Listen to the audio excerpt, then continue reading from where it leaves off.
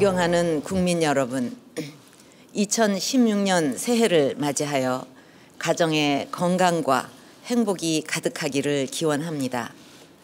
항상 새해를 맞이하면서 우리가 소원하는 것은 대한민국이 평화롭고 국민들 각자의 삶이 행복해지는 것일 것입니다. 새로운 해가 떠오를 때 희망의 시작을 기원하면서 새로운 한 해의 꿈을 다짐하는 것이 오래전부터 우리의 풍습이었습니다. 늘 그렇게 한 해를 시작하고 한 해를 보내면서 새로운 다짐과 각오를 하지만 올해 우리나라는 새해 벽두부터 북한이 기습적인 4차 핵실험을 감행하였고, 지난 금요일 종료된 임시국회에서는 선거구도 획정짓지 못한 초유의 사태가 발생했습니다. 국가 경제와 국민 안전을 위해 꼭 필요한 핵심 법안들도 한 건도 처리되지 못했습니다. 안보와 경제는 국가를 지탱하는 두 축인데 지금 우리는 이 두 가지가 동시에 위기를 맞는 비상 상황에 직면해 있는 것입니다. 북한의 이번 핵실험은 우리 안보에 대한 중대한 도발이자 우리 민족의 생존과 미래에 대한 심각한 위협입니다. 동북아 지역은 물론 전 세계의 평화와 안전을 위협하는 용납할 수 없는 도전이기도 합니다. 이번 북한의 핵실험은 앞으로 한반도는 물론 동북아 지역의 안보 지형에 중대한 변화를 초래할 수 있고 북한 핵 문제의 성격을 근본적으로 변화시킬 가능성도 있습니다. 따라서 이번 북한의 핵실험에 대한 국제사회의 대응은 이전과는 달라야 할 것입니다. 국민 여러분, 현재 우리 정부는 북한의 핵실험에 대한 1차적인 대응으로서 지난 8일부터 대북 확성기 방송을 재개하였습니다. 작년 8월 초 DMZ에서의 북한의 목함 지뢰 도발에 대해 대북 확성기 방송을 시작하였을 때 일각에서는 쓸데없는 짓이라는 비판과 무의미한 짓을 한다는 말도 있었습니다. 정부의 방침을 신뢰 안 하는 이런 생각들은 남북관계를 더욱 힘들게 만들어 갔습니다. 그러나 정부는 흔들리지 않고 지속적으로 해왔습니다. 이후 8.25 합의 도출과 남북 당국회담, 이산가족 상봉 등을 이끌어낸 것에서 볼 수 있듯이 이는 북한에 대한 가장 확실하고 효과적인 심리전 수단입니다. 북측 최전방에서 근무한 탈북자들에 따르면 확성기 방송 내용을 처음에는 믿지 못하다가 시간이 지나면서 믿게 되었고 결국 목숨을 걸고 휴전선을 넘어오게 되었다고 증언하고 있습니다. 전체주의 체제에 대한 가장 강력한 위협은 진실의 힘인 것입니다.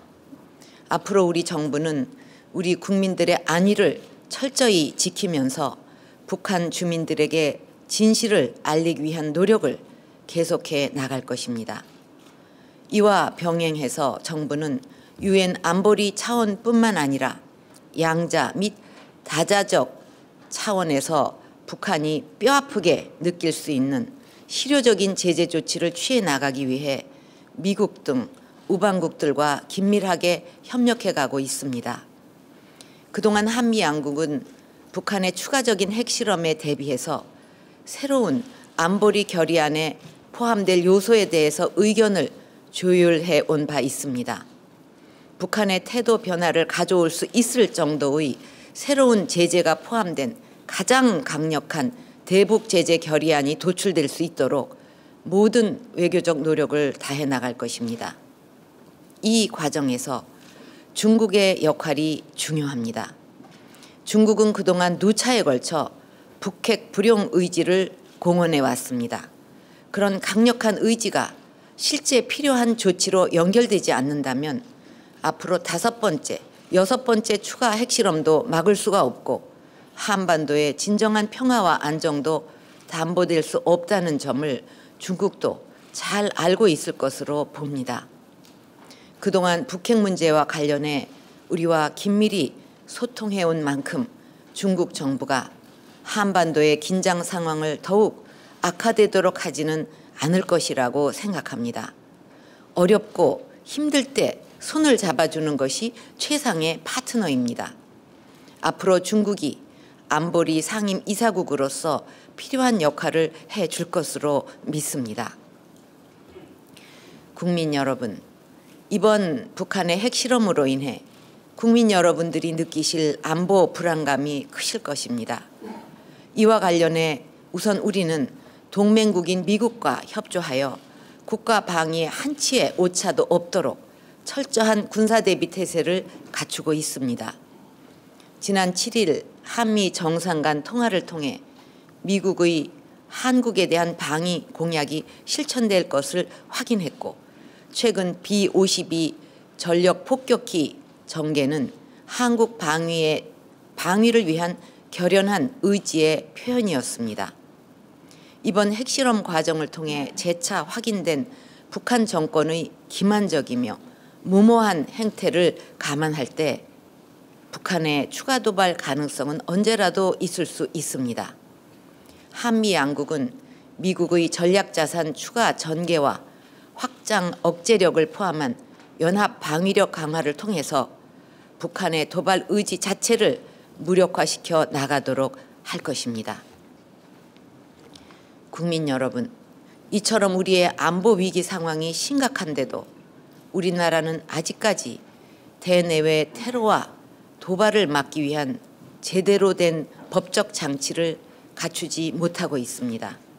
앞으로도 북한은 남북 간의 고조된 긴장 상황을 악용해서 사회적 혼란을 야기하는 도발이나 사이버 테러를 언제든지 감행할 우려가 있습니다. 아이슬 같은 국제 테러 단체도 이런 혼란을 틈타 국내외에서 언제든지 우리 국민들을 공격할 가능성이 있습니다. 이러한 북한의 후방 테러와 국제 테러 단체의 위협에 대비하기 위해서는 테러 방지법 제정이 반드시 필요한 상황입니다. 테러 방지법이 없으면 국제 테러 방지에 필수적인 국가 간 공조도 어렵고 선진 정보기관들과의 반테러 협력도 불가능합니다.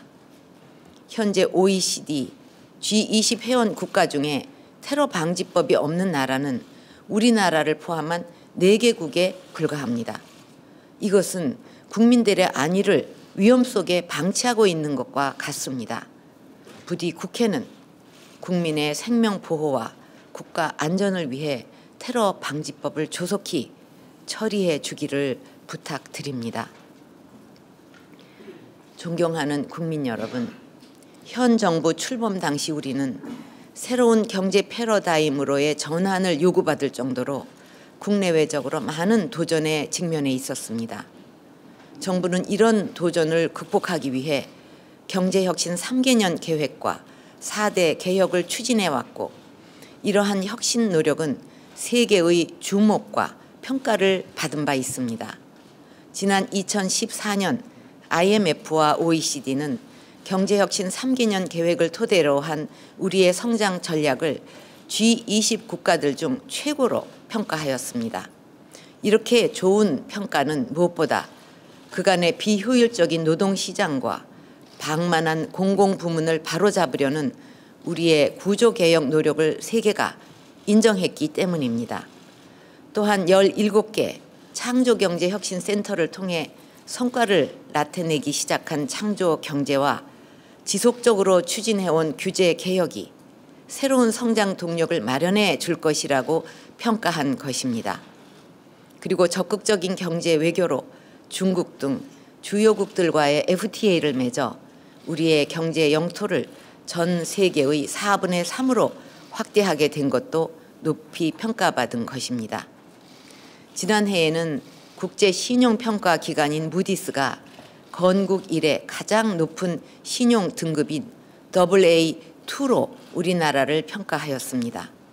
무디스는 우리의 성장률이 선진국보다 높고 국가 채무 비율은 선진국에 비해 낮으며 단기 외채 비중도 과거 50%에서 30%로 감소한 것에 주목했고, 무엇보다 정부가 심혈을 기울여 추진하고 있는 공공, 노동, 금융, 교육 등 4대 개혁에 착수한 것을 높이 평가했습니다. 그러나 이렇게 우호적인 평가와 함께 다른 한편으로는 분명한 경고도 우리에게 보냈습니다. 현재 추진 중인 구조개혁이 후퇴하거나 성공하지 못할 경우 우리의 신용 등급은 언제든지 크게 떨어질 수 있고 한 단계 더 도약을 앞두고 있는 우리 경제가 그대로 주저앉을 수도 있다는 것입니다. 지난해 G20 정상회의에서는 각국의 성장 전략의 이행을 점검하고 평가했는데 우리나라는 2위에 그쳤습니다. 규제 비용 총량제 도입 등을 위한 관련법 개정이 국회에서 지연되었기 때문입니다. 만일 제때 관련법이 개정되었더라면 우리의 성장 전략은 계획뿐 아니라 이행 점검에서도 1위를 차지할 수 있었을 것입니다. 국가의 성장과 발전은 정부나 대통령의 의지만으로는 해낼 수 없는 것입니다. 이런 상황이 계속된다면 우리는 추락할 수밖에 없습니다. 무디스가 경고하고 있는 것도 바로 우리나라가 구조개혁을 어떻게 추진해 나가는가를 지켜보겠다는 것입니다. 경제혁신 3개년 계획과 4대 개혁은 차질 없이 추진되어야 합니다. 우리는 과거 IMF 사태라는 쓰라린 고통을 경험한 바가 있습니다. 그 당시에도 사전에 철저히 대비했더라면 막을 수도 있었던 사태였지만 우리는 안타깝게도 그런 충분한 준비를 하지 못했었습니다. 지금 많은 전문가들이 우리가 선제적인 개혁을 하지 않는다면 1997년 IMF 위기 당시 겪었던 대량 실업의 아픔과 막대한 사회 경제적 비용을 다시 치룰 수도 있다는 경고를 하고 있습니다. 빤히 위기가 보이는데 미리 준비하고 있지 않다가 대량 실업이 벌어진 후에야 위기가 온 것을 알고 후회한다면 그것은 어리석은 일일 것입니다. 당장은 고통스럽고 힘들더라도 우리 경제 곳곳의 상처가 더 깊어지기 전에 선제적인 구조개혁을 통해서 경제 체질을 튼튼하게 하고 새로운 먹거리를 찾아야 합니다. 이미 중국, 일본, 미국 등의 글로벌 기업들은 저성장의 터널을 탈출하기 위해서 적극적인 사업 재편을 통한 전문화, 대형화, 고부가 가치화를 추진하고 있습니다. 이렇게 세계 각국은 국가의 생존과 경쟁력 강화를 위해 혼신의 힘을 다하고 있는데 이런 절체절명의 순간에 우리만 뒤처질 수는 없습니다. 지금 우리 대한민국이 위기를 딛고 다시 한번 비상할지 아니면 정체의 길로 갈지 그 여부는 우리가 지금 어떤 선택을 하는가에 달려 있습니다.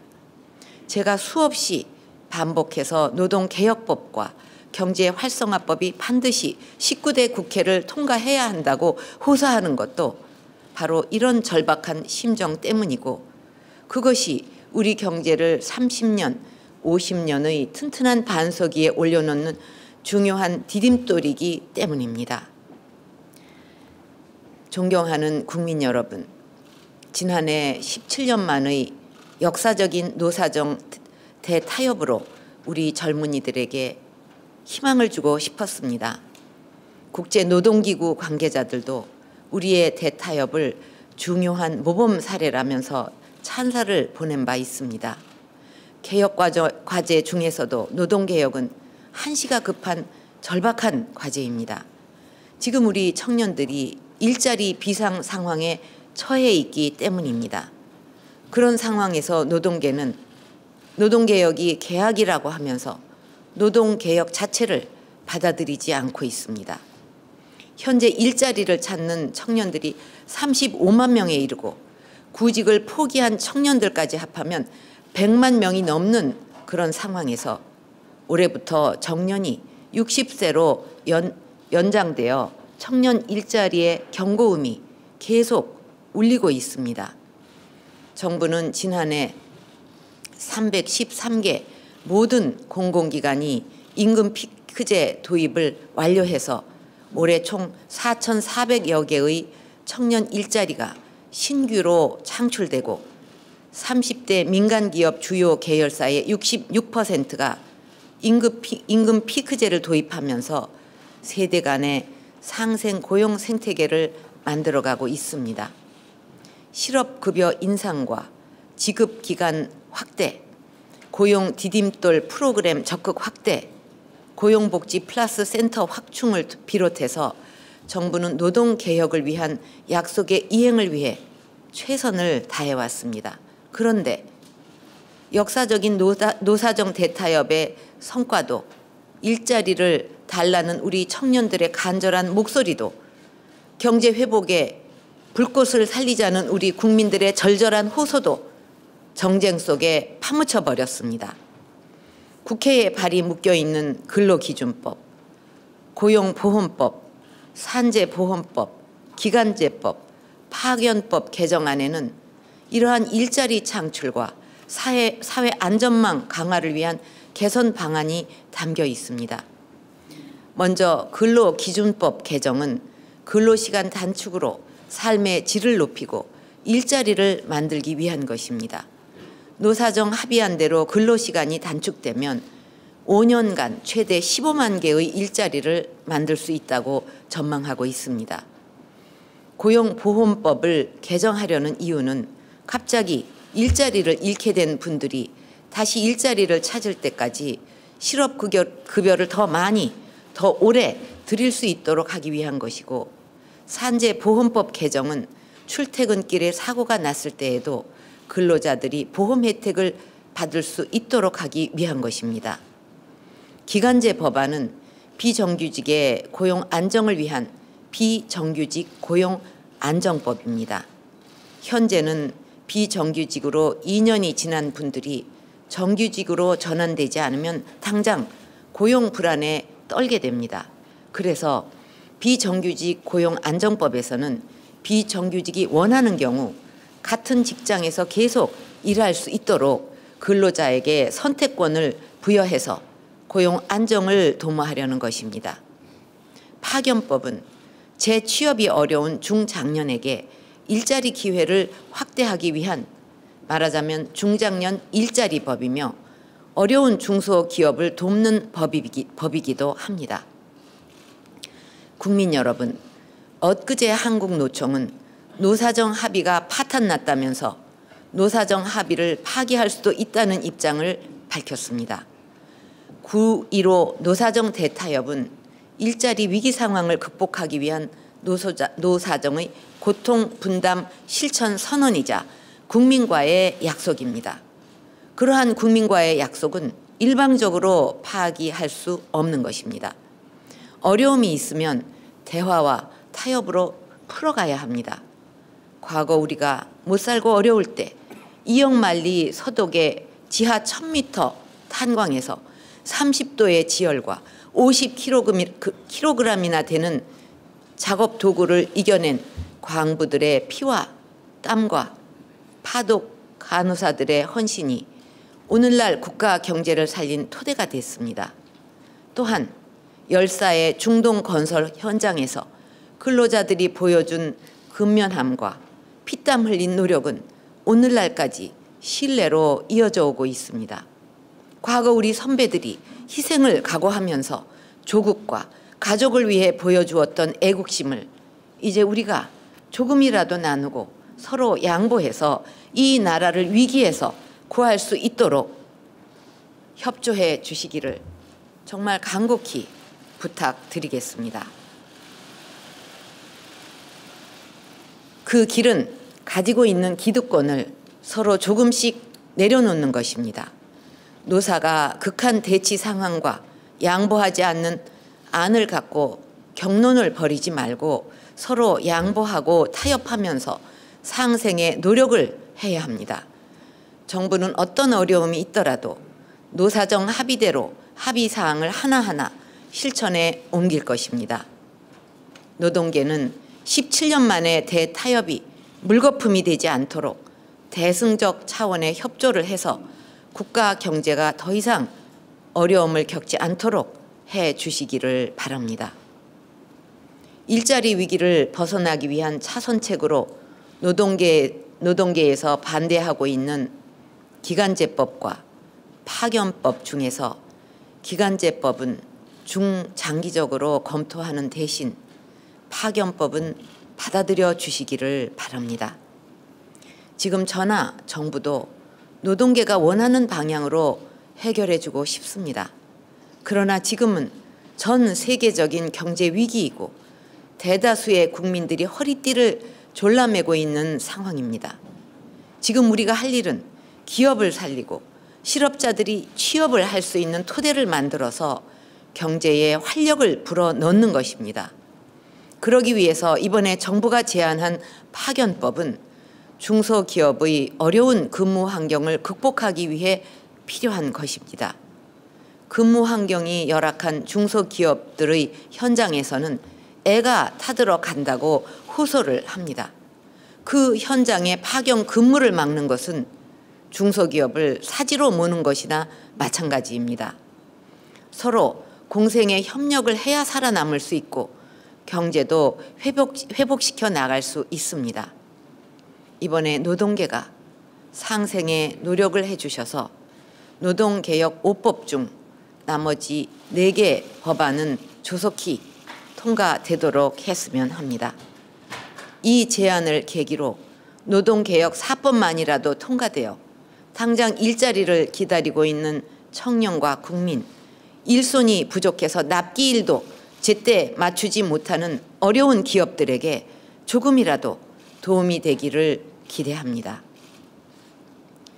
존경하는 국민 여러분, 최근 중국 증시가 연이어 폭락하고 글로벌 경제 환경의 불확실성이 더욱 커지고 있습니다. 세계 경제의 변화 속에서 우리 경제가 재도약하기 위해서는 구조개혁과 함께 양질의 일자리가 많은 서비스 산업을 발전시키고 창조 경제를 활용한 신산업에도 개척해야 합니다. 세계 최고 수준의 의료 인력과 인프라, 한류 열풍 등으로 우리의 서비스 경쟁력과 발전 잠재력은 매우 높지만 자칫 국내 서비스 시장마저 외국 기업에 잠식될 처지입니다. 특히 서비스 산업은 고용 창출 효과가 제조업의 2배나 되고 의료, 관광, 금융 등 청년들이 선망하는 양질의 일자리가 많아서 우리 경제의 재도약에 큰 도움이 될 것입니다.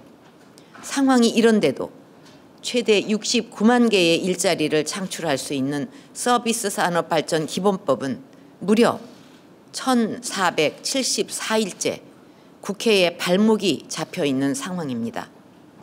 기업 활력 제고 특별법도 기업들이 선제적 사업 재편을 통해 양질의 일자리를 창출하도록 하는 법이지만 여전히 통과되지 못하고 있습니다.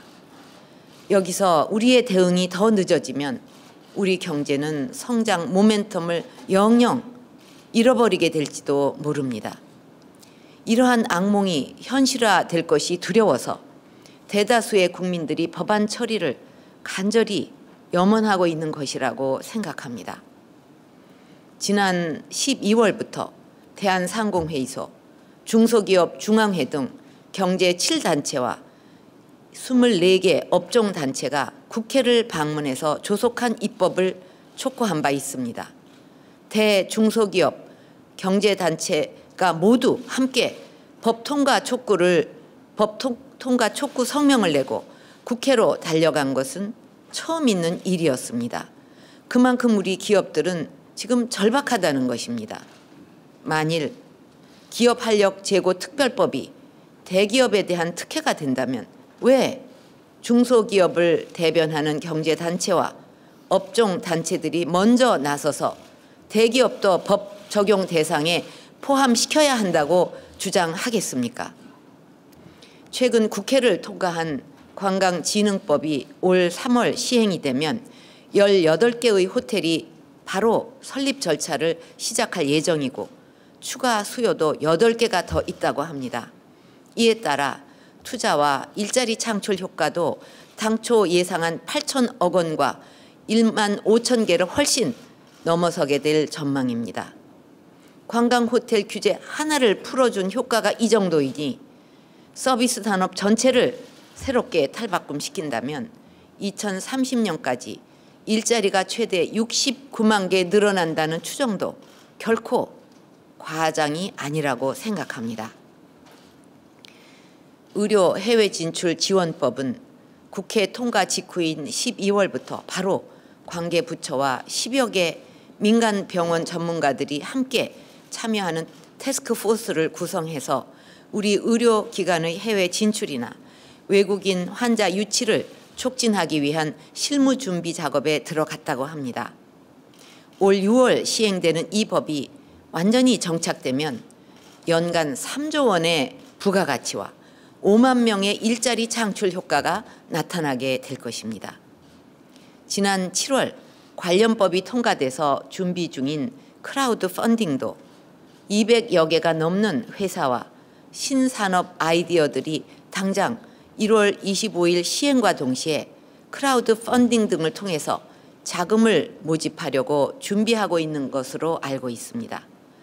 법 하나의 통과로 향후 3년간 약 1,180여 개의 업체가 2,714억 원가량을 크라우드 펀딩을 통해서 조달하게 될 것이라고 합니다. 이러한 국회에서의 법 통과 이후 즉시 발생하는 효과들을 보면서 경제 활성화 법안들의 신속한 국회 통과가 얼마나 중요하고 절실한지 다시 한번 느끼게 되며 국회를 통과하지 못한 시간 동안의 손실 또한 국민들의 아픈 몫으로 돌아가는 것입니다. 이제 우리 경제의 불씨를 살릴 수 있는 골든타임이 얼마 남지 않았습니다. 일하고 싶어하는 국민들을 위해 그리고 대기업과 중소기업들이 절박하게 호소하는 경제활성화법과 노동개혁 4법을 1월 국회에서 반드시 처리해 주셔야 합니다. 이번에도 통과시켜주지 않고 계속 방치한다면 국회는 국민을 대신하는 민의의 정당이 아닌 개인의 정치를 촉구한다는 비판에서 벗어나지 못할 것입니다. 국민 여러분, 지금 한반도는 일촉즉발의 위기에 서 있습니다. 정치가 국민을 위한 것이어야 하는데 북한의 핵실험 강행으로 한반도의 긴장감이 고조되고 있는 상황에서 정작 당사자인 대한민국의 정치권은 서로 한치의 양보도 없이 반목을 거듭하고 있는 상황입니다. 월남이 패망할 때 지식인들은 귀를 닫고 있었고 국민들은 현실 정치에 무관심이었고 정치인들은 나서지 않았습니다.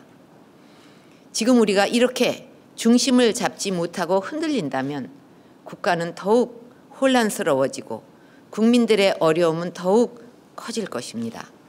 지금 정부는 이런 위기 상황을 타파하기 위해 최선의 노력을 다하고 있습니다. 그러나 이런 위기는 정부나 대통령의 힘만으로는 이겨낼 수 없습니다. 이런 위기 상황의 돌파구를 찾게 할 수 있는 유일한 대안은 바로 국민 여러분들이십니다. 이 나라의 주인은 대통령도 아니고 국회를 움직이는 정치권도 아닙니다. 이 나라의 주인은 바로 국민 여러분들입니다. 우리 가족과 자식들과 미래 후손들을 위해서 여러분께서 앞장서서 나서주시기를 부탁드립니다. 저도 국민 여러분과 함께 동참할 것입니다. 제가 바라는 것은 정치권이 국민들의 안위와 삶을 위해 지금 이 순간 국회의 기능을 바로잡는 일부터 하는 것입니다. 개혁은 사람들만 바꾼다고 되는 것은 아닙니다. 정치가 국민들을 위한 일에 나서고 위기의 대한민국을 위해 모든 정쟁을 내려놓고 힘을 합해 주어야 하는 것입니다. 국민 여러분들께서 이런 정치 문화를 만들어 주셔야 합니다. 국민 여러분이 한데 힘을 모은다면 우리 앞에 거센 도전도 언제든지 헤쳐나갈 수 있습니다. 저는 대통령으로서 저의 소임을 다할 것입니다. 욕을 먹어도 매일 잠을 자지 못해도 국민들을 위해 최선을 다할 수 있으면 어떤 비난과 성토도 받아들일 것입니다. 국민 여러분께서 나서주시고 힘을 모아주신다면 반드시 개혁의 열매가 국민 여러분께 돌아가는 한 해를 만들겠습니다. 다 함께 힘을 모아서 변화와 희망의 대한민국을 만들어 나갑시다. 감사합니다.